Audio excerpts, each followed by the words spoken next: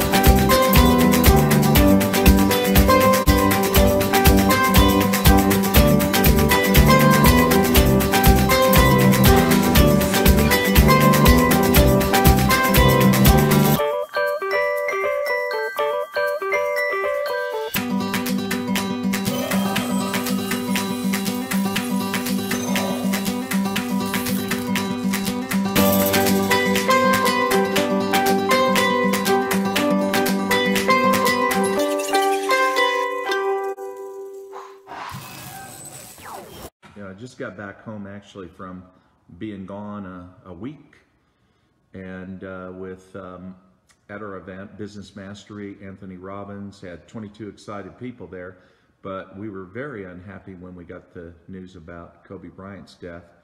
And of course, Tony Robbins also did a lot of personal training with Kobe, so I could tell it really affected Anthony on our last night together. So I want to give some acknowledgments before I talk about this. Right in the middle of the event, when someone brought it to my attention about, Kobe Bryant being killed with his daughter and the others that were with him in a helicopter crash, and this is an Tony Robbins event. I mean, he coached him too. I mean, it's really interesting that Anthony doesn't play basketball, he coaches, and he's worked with some really great athletes, and Kobe Bryant was one of them.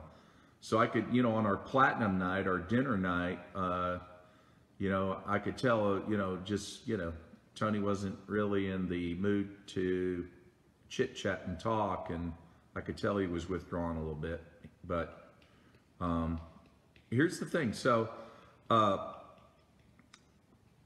one thing, I just want to just share some points, like what can you learn from him?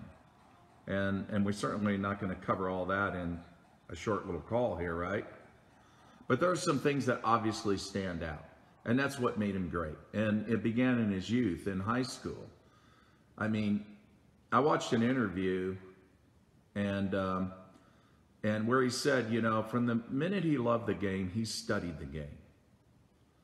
He studied the game. And he studied what people did. And a lot of people think that, man, this guy was extraordinary. He had these gifts and all that. But really, if you listen to him talk about it, that's not true at all. He didn't have the, for example, I mean, he wasn't the fastest. And he didn't have big, huge hands, right? There were certain disadvantages that he didn't, he couldn't jump as high. So what he did was he had to develop skills, but he had to practice at that constantly every day. When he was in high school, he'd go out on the court. He wouldn't let himself off the court until he shot at least 400 times. 400, 1, 2, 3, 400 times.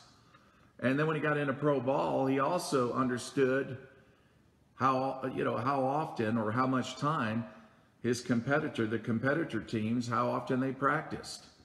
And he doubled that. Even on his own team.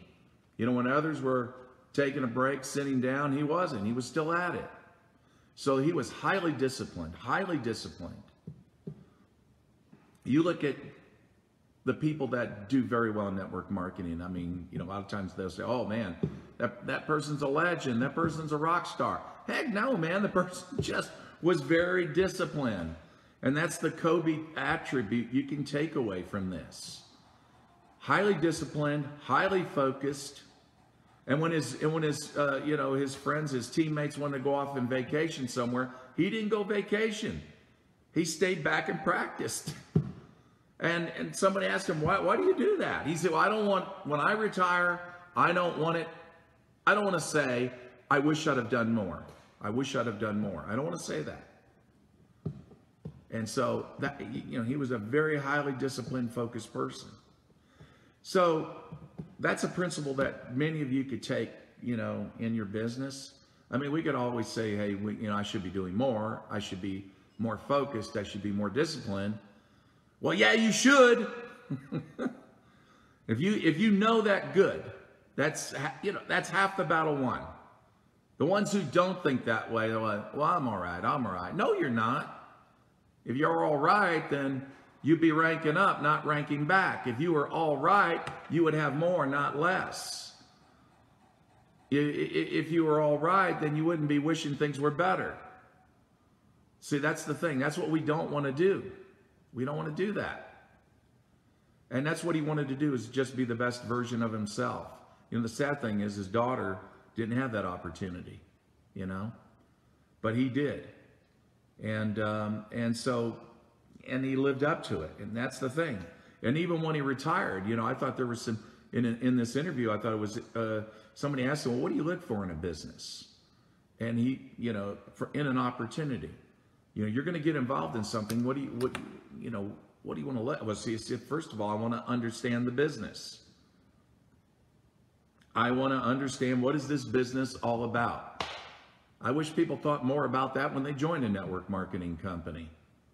Understand it is a business. I just came back from Business Mastery, 5 days, and had some incredible speakers that Anthony, Robbins brought on. I mean, just great speakers. I'll share some of this content later this week. But tonight I thought I would just mention, focus more on KOBEY Bryant and what I admire about him. But this is a business. Why did I go to Business Mastery 5 days? Because I understand and that was Business Mastery 1. Business Mastery 2 will be in Europe. I'll go there later this summer. And it gets more intense, that event. But it's a business. And we have to view network marketing as a business. That means we have to have a self-employed mentality. The problem with a lot of people that have jobs are used to people telling them what to do, when to go to work. Go to work, come in at 8 o'clock. You can leave at 4 o'clock. You can take your break at this time and that time, okay? And so unless we manage ourselves, we're not going to get anything done, because we employ ourselves. We are the boss of ourselves. And so in the morning, what time are you going to get up and do this? Now, if you have a job, okay, fine. When you come back from your job, when are you going to do this? And I can tell you that was one thing that I did. After I got off, before I started full-time in network marketing, every day when I got home from work, I'd eat something, then I'd go down the hallway, close the door, start making the phone calls. That's right. Just like KOBEY, right? 400 shots before I leave the court.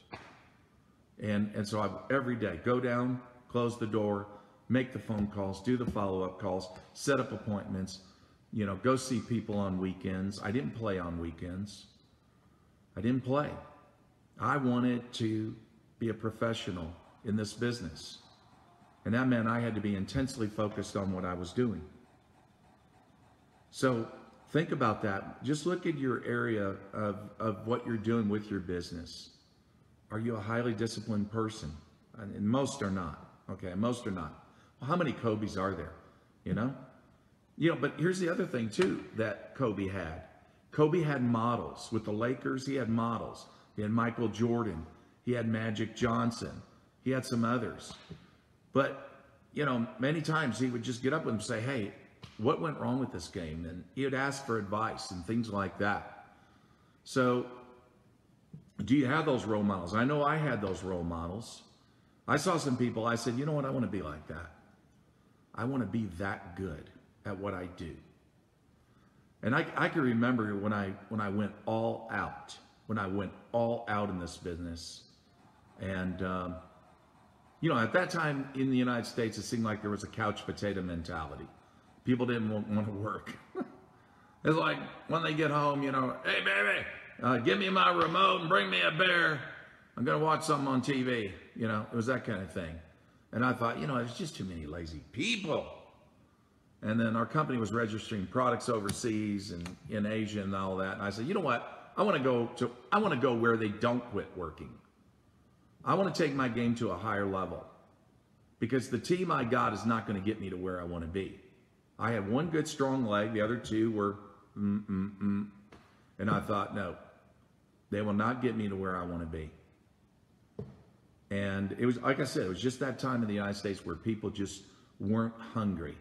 They just weren't hungry enough. Yeah, some were. But I'm just saying it was a prevailing, you know, attitude out there. And I said, screw that. And so I went overseas, and I just wanted to go find people who never wanted to quit working.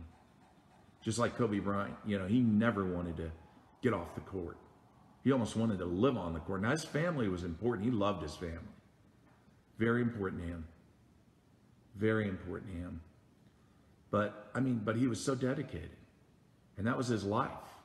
You know, it sort of reminds me about Tom Brady. If you ever see that video, Tom versus Time, and he says, if you want me, you want the life that I have, or you want to be as good as me, he said, get ready to give up your life, because that's what I did. And so with Kobe, it was, he gave up his life for a period of years, and then he retired. So the thing about it is, I remember, like I said, when I went all out and I left the United States, went overseas, lived out of my suitcase for 5 years. I had a place on the island of Guam. Go there maybe for a couple of weeks, and then hop a plane, go back into a country and start working with leaders. It's just living in hotels. Somebody said, what are you going to do? You just going to go after it for 5 years? I said, yep. I'm going to get it done. All I want to do is get done. I'm going to go all out. I'm not going to play with this thing. We call that compressing time. Compressing time. I mean, I could play with this for the next 20 years, or what I can do is I can compress it for 5 years, take the other 15 years, and do anything I want. Right, Arthur? Yeah. So, but that's the thing. I call that compressing time. We could work 20. We can play with this for 20.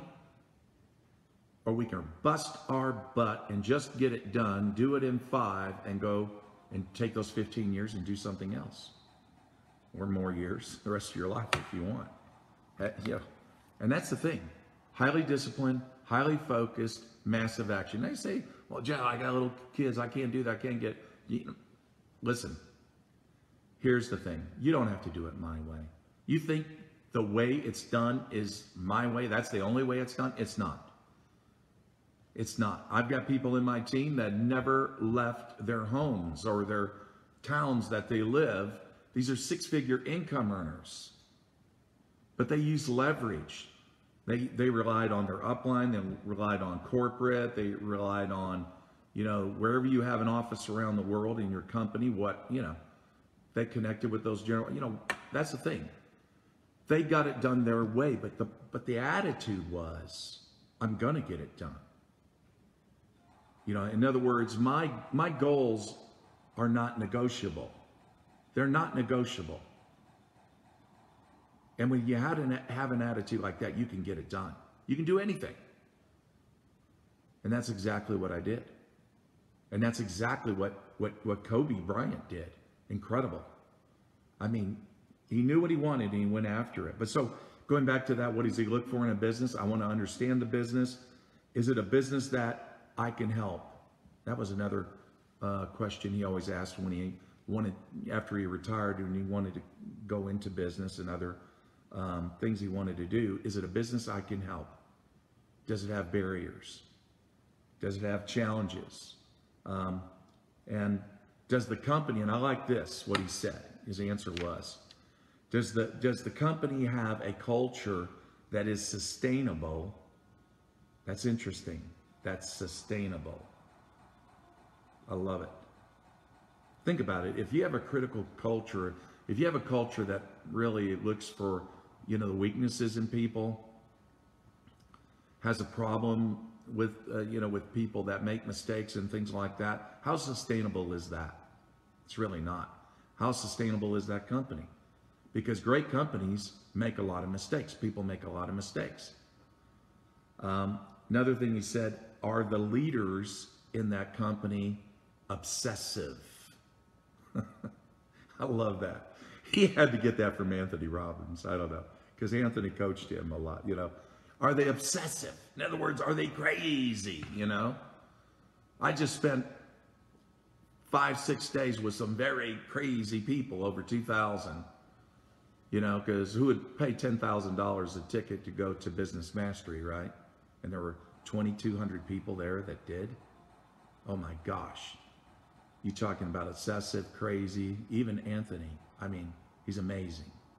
Just amazing how he walks out in the crowd, goes till so late at night, And man, and that's it. He's just constantly pouring in value. Constantly. Just giving value. Anyway, but think about it. Are you obsessive? Are you obsessive about your product? Are you obsessive? Do you help your leaders be obsessive? I'm talking about the very thing that you want in life. You're going to have to be obsessive about it. That's the driving force that will push you when you don't want to be pushed. That's the driving push or force that's going to make you make those calls when you don't want to make those calls. These are the things I think if Kobe Bryant was on this call right now, he would say the same thing. Because actually I just took notes on what he said. And I thought, this guy's awesome. No wonder he was so great. So great. I thought of this line in, oh my gosh, it's been a long day, but it was in, Robin Williams was in that, and you're going to help me with this, where he was a teacher. But if you remember in the beginning of that movie, he took the students, he said, everybody get out of the class, come in the hallway, and I want you to look at these pictures on the wall that were about 75 years old of students who were there at that university. They're all young and vibrant and healthy and athletic and all those things. And he said there was a time they could do all of that. They were incredible people, very smart, got great grades. They accomplished great things with their lives when they left that university. Went out and became successful, did awesome things. And he said, but you know what they would say now? He said, now they're just dust. They're just dust. He said, now I want you to get closer to the pictures and I want you to listen. I want you to listen. And all of them got closer to the wall. They're looking at the pictures and closer. And he said, seize the day. Seize the day. And I was thinking about Kobe. That's exactly what he did with his life. Now here's the thing with you. And I thought it was very interesting too, and I'll talk about this maybe later this week. Because Anthony, he interviewed some people on the last day that highly successful. He interviewed one woman that was the youngest billionaire in the United States. Now, but he asked them a question: does death drive you? Does it drive you? And it did. Her and her husband. Her husband was incredibly successful, and it did, because they understood they only got so much time. Only so much time to accomplish what they need to get done, and then that's it. Now, I'm not saying that we should always think about our death. The point is, we can never get our time back once it's spent. Now, we can waste it. We can do things that are non-productive. We're not getting the results. Or we're just doing things that we're not measuring the results, saying, am I really getting results? Or am I just doing the same old thing, expecting different results, and I don't get different results. I get the same old thing. Or are we really trying to get more strategic in what we do. Understanding if we're more strategic, then we're going to get a greater result in a shorter period of time. Those are the things you have to consider every day in your business. And at the same time, taking some time to be, in order to be strategic before you begin your day, take some time to meditate before you begin. What are the most important things that have to happen this week? That have to happen. You know, I got them on my head. I mean, they're in my head. Write them down. But I'm just telling you, you got to think that way every day when you wake up. And if you go off to your work, okay, you go, I understand. If you're doing this part-time, I understand. But then what are those most important things that have to happen when you get home? And you might be able to do it on your lunch break, make some phone calls, right? I remember Jordan Adler said that, you know, in his book, Beach Money. He was talking about that he built his business during lunch breaks. You know, he didn't sit around chit-chat with the employees. Again, just like Kobe Bryant, focus, laser focus, knows what he wants. And if you do that over a period of time, it compounds. Day after day, week after week, month after month. It did for me. I mean, I worked my way right out of that job. And man, I'll tell you what. I mean, when my check hit $5,000, I did not look back. And that was 27 years ago. 27 years ago. And I have not, I mean, I said, I'm going to just keep going forward and I'm not going to stop. But it was all about doing those small, consistent things every day. Get home from work, have something to eat, go down the hallway, close the door, make the phone calls. Every day, including weekends. And then weekends go out and see them if I could. Pay the price. Seize the day. Just like Kobe did. What an incredible man. And, you know, it's too bad it ended the way it did. But that's the thing, too. I mean, he was young and healthy still.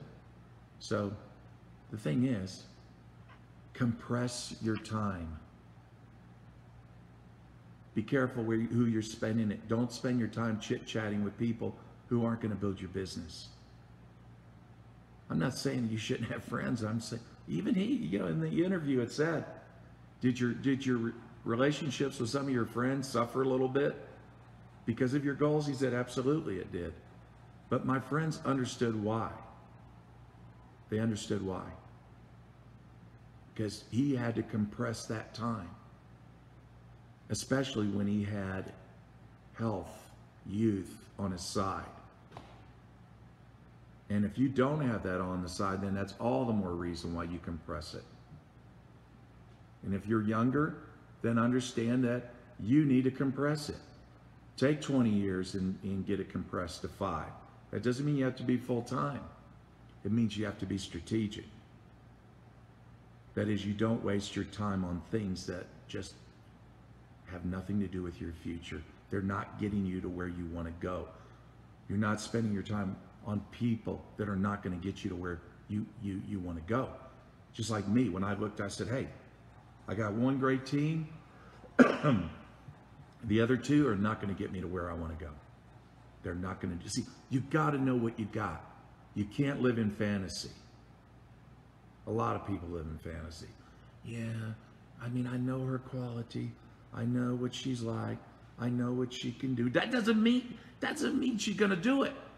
That does not mean she's going to do it. There's a lot of people with potential that will never do it.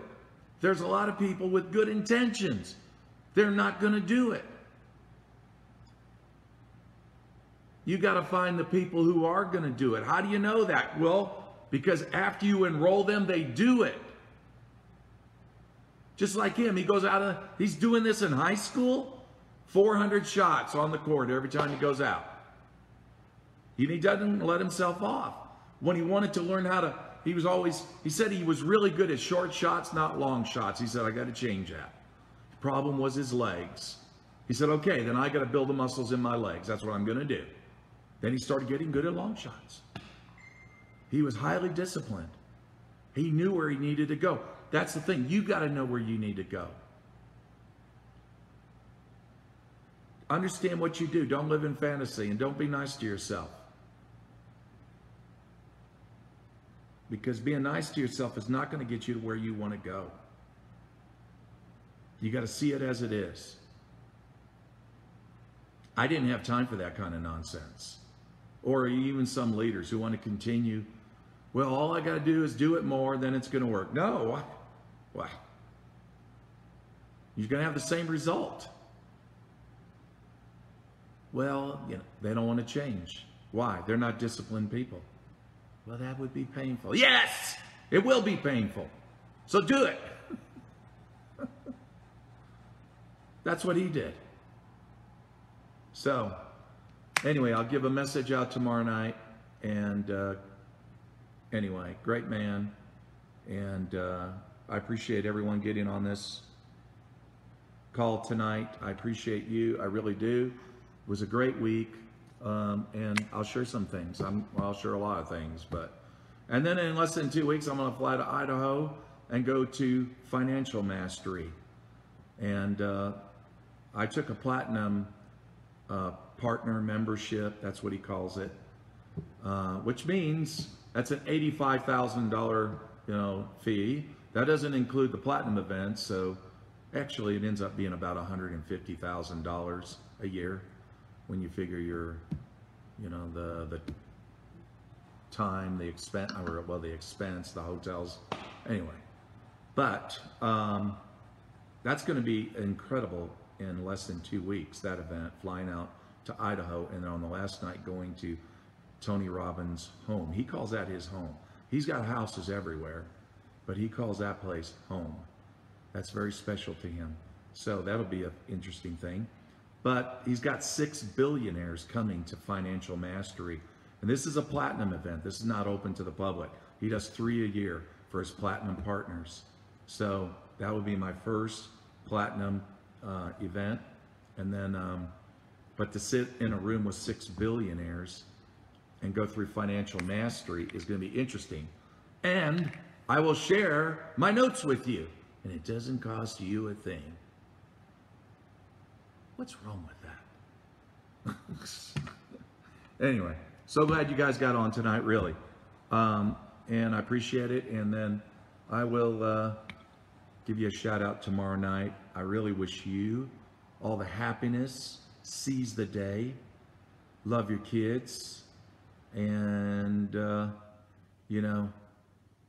yeah, go in it with the KOBEY attitude, with your business. Think of him when you do your business. Would he be proud of me? Would he love my discipline? Would he see me as a focused person? Would he see me as a contributor to the team? That's one thing he said. It was never about him. It was always about the team. Great attributes in a man. And you know what? He'll always have that. He will always have that because that's who he was. So appreciate you guys getting on tonight. And thanks again for tuning in. And then I'll give you a shout out tomorrow because I'm going to go unpack, okay?